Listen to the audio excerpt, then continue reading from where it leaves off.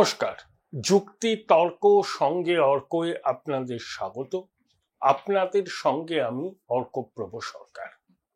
5ই মে সোমবার মাননীয় মুখ্যমন্ত্রী মমতা বন্দ্যোপাধ্যায় মুর্শিদাবাদ সফরে যাচ্ছেন।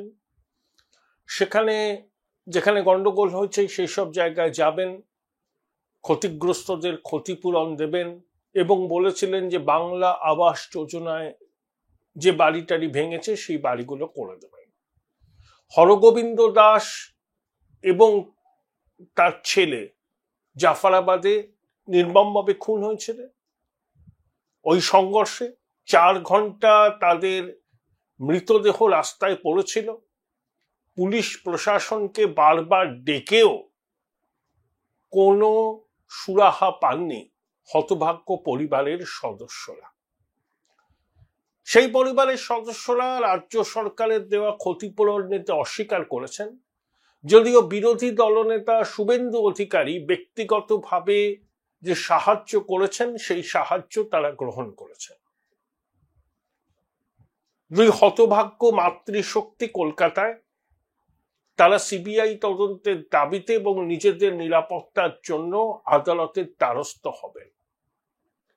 বিধাননগরের একটি গেস্ট হাউসে তারা ছিলেন। রবিবাসরীয় দুপুরে রাজ্যের পুলিশ সেখানে ঢুকতে চায়। অভিযোগ দরজা ভেঙে তারা সেখানে যেতে চায়। উদ্দেশ্য, তারা কিভাবে এখানে এলেন, কেন এলেন, তাদের নাকি অপহরণ করা হয়েছে, এই অভিযোগের তদন্তে তারা এসেছিলেন। কিন্তু সজল ঘোষ থেকে শুরু করে তরুণজ্যোতি তিওয়ারি আরো 2-1 আইনজীবী পুলিশকে কার্যত বাধা দেন। কেন পুলিশ এসেছে সেই প্রশ্ন করেন।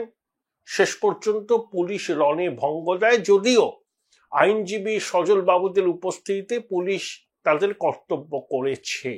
এখন প্রশ্ন হলো যে পুলিশ ওই পরিবার যেদিন আক্রান্ত হলো বারবার বলা সত্ত্বেও পুলিশ আসেনি ঘটনাস্থলে। পুলিশ যদি ঠিক সময়ে আসতো তাহলে দুজনের জীবন অন্তত রক্ষা পেতে পারত।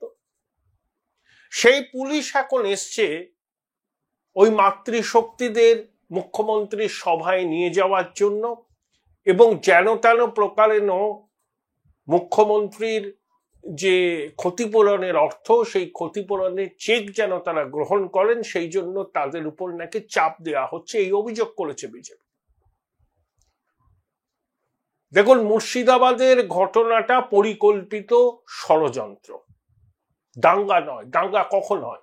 যখন দুটো পক্ষ মোটামুটি একই রকম শক্তিশালী হয়।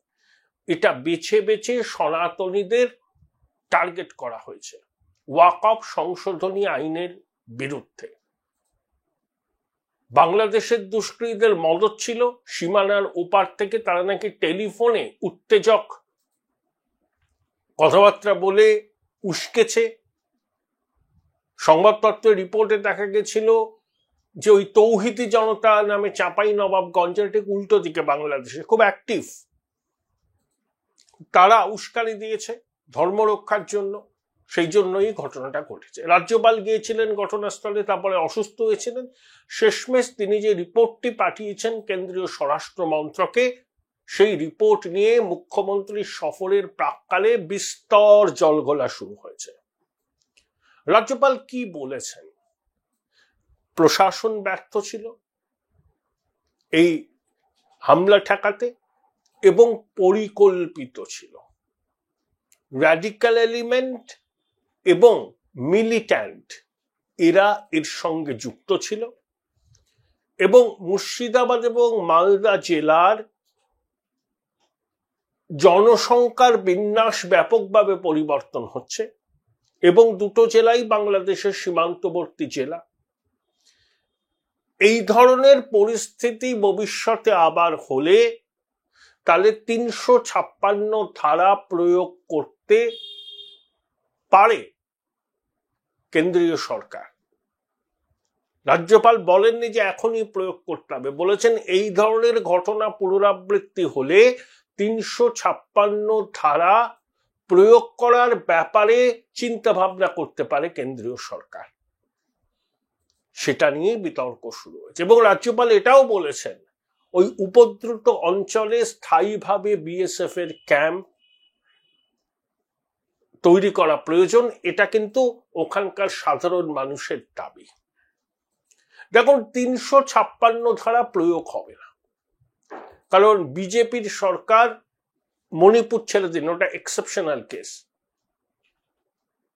এবং জম্মু কাশ্মীরে ওই ৩৭০-৩৫ বিলোপের পর এই দুটো ঘটনা ছাড়া ২০১৪ থেকে এখনো পর্যন্ত কোথাও ৩৫৬ ধারা প্রয়োগ করেননি। এটা ইন্দিরা গান্ধীর কংগ্রেস নয়, বোধহয় ৫০ বারেরও বেশি তিনি ৩৫৬ ধারা প্রয়োগ করেছিলেন। চিফ মিনিস্টারের কুর্সি যখন তখন বদলে দিতেন মিসেস গান্ধী, সেসব ইতিহাস জানি আমরা, সে কলঙ্কিত ইতিহাস। যদিও রাজ্য বিজেপির অনেকে ৩৫৬ ধারা দাবির পক্ষে সরব হয়েছেন, কিন্তু কোনো অবস্থাতেই কেন্দ্রীয় সরকার ৩৫৬ ধারা এখানে লাগু করবে না, এটা নিয়ে আয়োটা অফ ডাউট কারোর থাকা উচিত নয়। যেই ৩৫৬ ধারা জারি হবে, আমি তর্কের খাতিরে বলে দিলাম যে জারি হলো, মমতা বন্দ্যোপাধ্যায় কিন্তু শহীদের মর্যাদা পাবেন, যে তার নির্বাচিত সরকারকে কেন্দ্রের সরকার প্রতিহিংসা বশত ফেলে দিয়েছে, এই ন্যারেটিভ নিয়ে তিনি প্রচারে যাবেন। এই ভুল কেন্দ্রীয় সরকার করবে না। কিন্তু ৩৫৬ ধারা ছাড়াও পন্থা আছে, সেটা হচ্ছে ৩৫৫ ধারা। যদি রাজ্য সরকার তার সাংবিধানিক দায়িত্ব পালন করতে ব্যর্থ হয়, তখন কেন্দ্রীয় সরকার রাজ্য সরকারকে সাংবিধানিক দায়িত্ব পালন করতে বাধ্য করতে ৩৫৫ ধারা প্রয়োগ করতে পারে, যখন এক্সটার্নাল অ্যাগ্রেশন এবং ইন্টারনাল ডিস্টারবেন্সেস থাকে। দেখুন, মালদা, মুর্শিদাবাদ, নদিয়ার একটা অংশ তো সীমান্তবর্তী জেলা, ইন্টারনাল ডিস্টারবেন্স তো আছেই, সেখানকার পরিস্থিতি মোটেই ভালো নয়, যেটা রয়েছে সেটা আপাত শান্তি।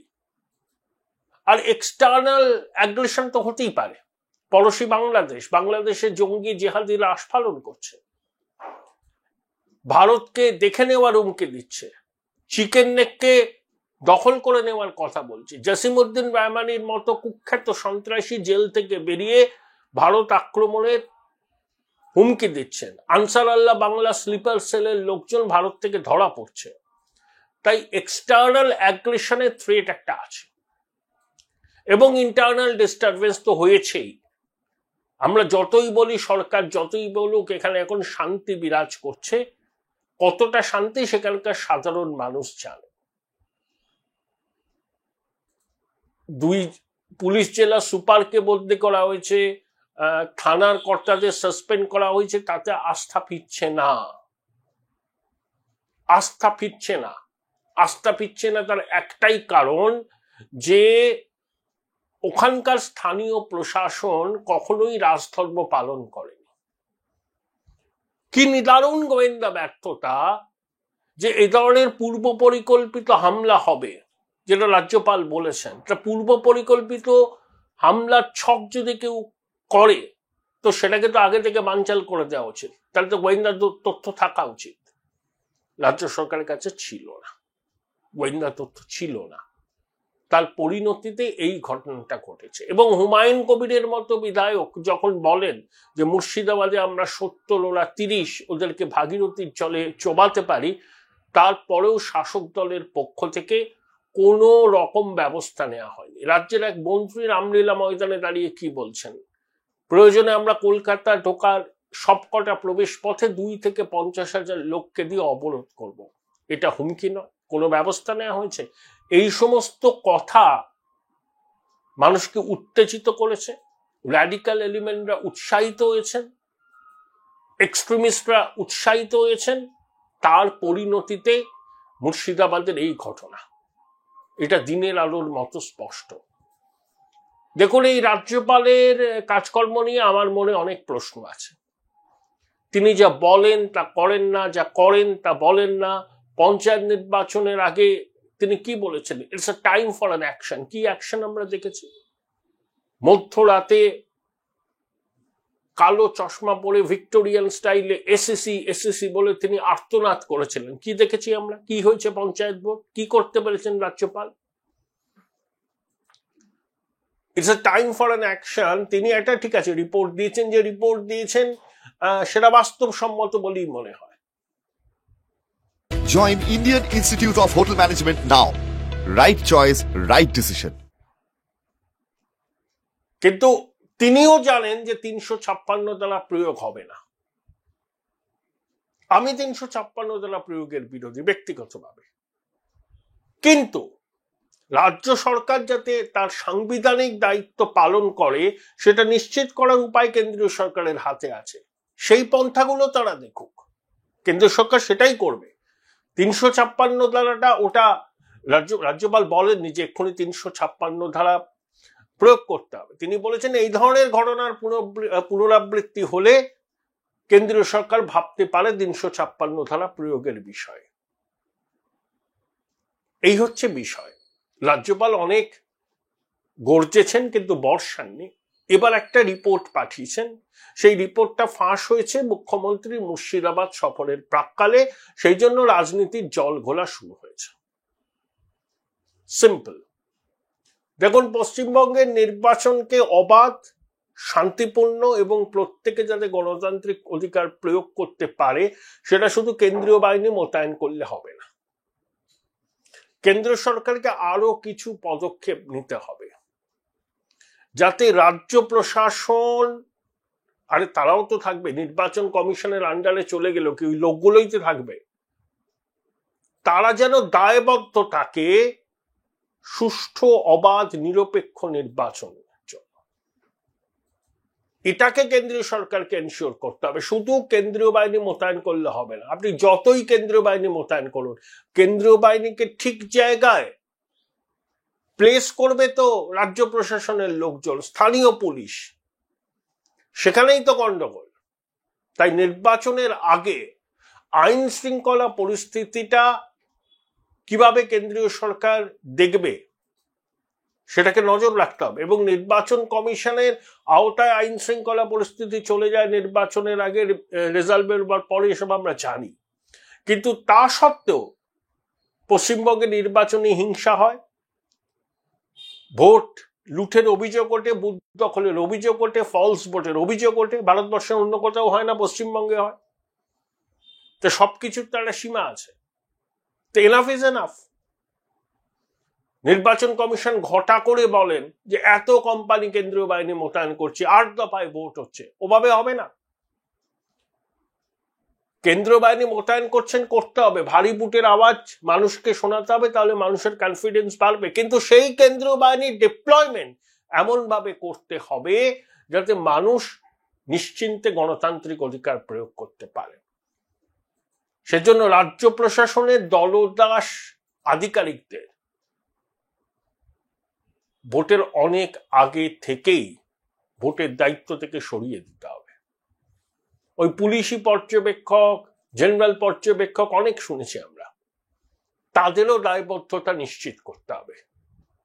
প্রত্যেকে ভোট দিন, নিজের মতো করে ভোট দিন, এই বিষয়টাকে এনশিওর করতে হবে। এটা নির্বাচন কমিশনকে করতে হবে, যেন তেন প্রকারে নয়। এবারের ভোট কিন্তু আর পার কি লড়াই।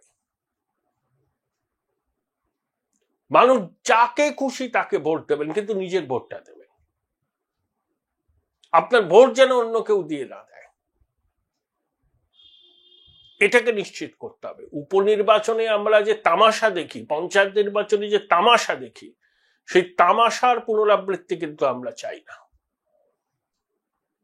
সেটাকে রাজ্যপালকেও আগে থেকে কেন্দ্র সরকারকে বলে পদক্ষেপ নিতে হবে, এবং নির্বাচন কমিশনকে অতীতের ভুল ত্রুটিগুলো সংশোধন করতে হবে। তবেই একটা সুষ্ঠু পরিবেশ আসবে। এবং শুধু ভোটের দিন নয়, গণনার দিন বিরোধী দলের এজেন্টদের হুমকি দেওয়া হয়, তাদের বাড়িতে সাদা থান পাঠিয়ে দেওয়ার অভিযোগ ওঠে। এ তো গণতান্ত্রিক রীতিনীতি নয়। দেখুন, তৃণমূল কংগ্রেস মরণ কামড় দেবে। তারা জানে 15 বছরের প্রতিষ্ঠান বিরোধিতা একদম সম্পূর্ণ ধর্মীয় মেরুকরণের আবহে ভোট হবে। তারা ক্ষমতা টিকে থাকবার জন্য যা যা করার তাই করবে, যে পন্থা অবলম্বন করা সেই পন্থা অবলম্বন করবে, কারণ এটা তাদের কাছে মরণ বাঁচন লড়াই। প্রত্যেকটা রাজনৈতিক দল করে, এর মধ্যে দোষের নেই, কিন্তু মানুষকে ভোটটা দেওয়ার ব্যবস্থা করতে হবে। দেখুন, একটা বিতর্ক খুব অনভিপ্রেত, এই যে দীঘার জগন্নাথ মন্দির বা সংস্কৃতি কেন্দ্র, এটা ধাম নয়, কিন্তু ধাম বলে চালানোর চেষ্টা করা ঠিক নয়। ধাম ভারতবর্ষে 4টে আছে, পুরী, বদ্রীনাথ, রামেশ্বরম এবং দ্বারকা, সম্ভবত এই 4টেই। এর বাইরে কোনো ধাম নেই।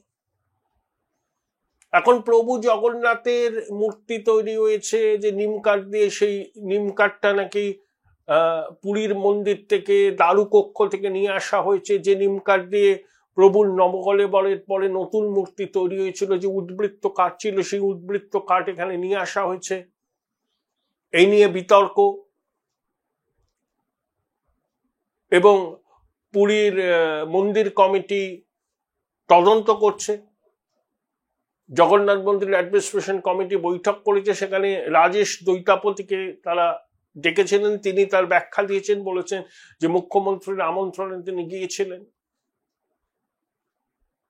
নিমকাঠ পুরীর মন্দির থেকে নিয়ে যাওয়ার ব্যাপারটায় তিনি বলেছেন না না এরকম হয়নি।